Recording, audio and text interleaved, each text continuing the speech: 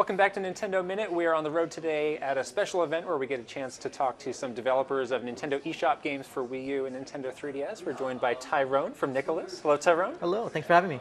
So you're here to talk about 1001 Spikes for Wii U and Nintendo 3DS. For people who aren't familiar with the game, what is it? 1001 Spikes is a game inspired by an entire generation of 8-bit NES games. It's probably the toughest 2D platformer you're going to play in 2014 and 1 to 4 player. And you start off with 1001 lives, and hopefully you can make it through over 100 levels. So we were playing the game a little bit earlier, and I have a follow-up question, which is, why does this game hate me? The game is like your best girlfriend in high school. Oh boy. She loves you and hates you. The game wants you to lose, but when you clear a level, it wants you to win. Just at that last, in hindsight, it wants you to win. Yeah, I noticed that the game has a way of snatching defeat from the Your claws of lives. victory. Yes. You think you're in a safe spot, and then all of a sudden you'll get hit with the fireball or spikes. Yeah. And I'm sure you guys put a lot of thought into the most entertaining ways to prevent people from thinking they were on top of the world. We did, and it's the idea behind the design is basically you're never safe. You always have to pay attention. Yeah. But what we're trying to do with all the stages and all the worlds as you're playing through the game is train you, the player, to listen and watch for certain cues, because some of the spikes are stationary, some of them are triggered, and some of them are timed. Right. So as you play through the game, you'll see these things and develop, and I've watched players where their strategies and their styles change within a 5-minute period. They start to realize everything's going on around them.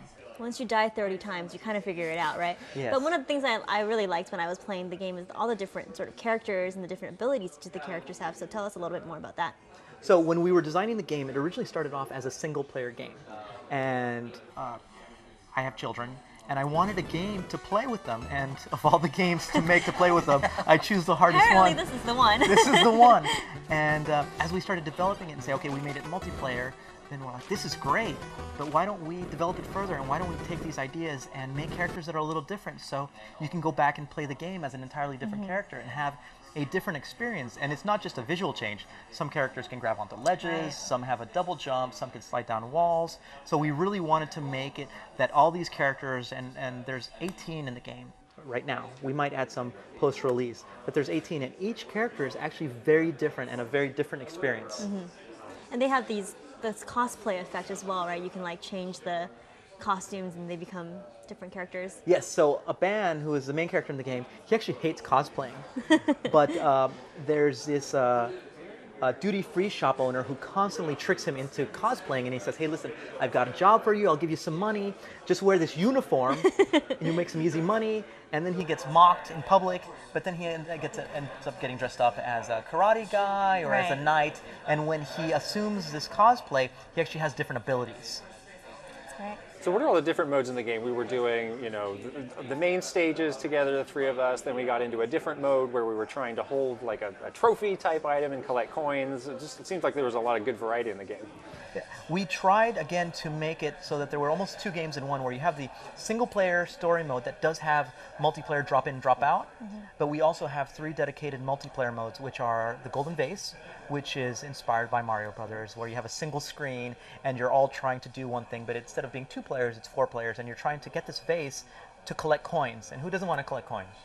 That game ruined our friendship forever. Yes, I think that's it. We're over. We're enemies now. We're over. But he kept winning, so he's at fault. That's definitely. We can all I'm game the real against him. jerk. You're the real jerk. As usual. And then we have Tower of Nanar, which is a vertically ascending platform. You don't see a lot of games which have a lot of verticality. And same thing, you're trying to ascend through this tower to beat 2 bosses. And the last mode is called Lost Levels, which expands on story mode, where story mode was built for a single player, but you can play it with multiple players.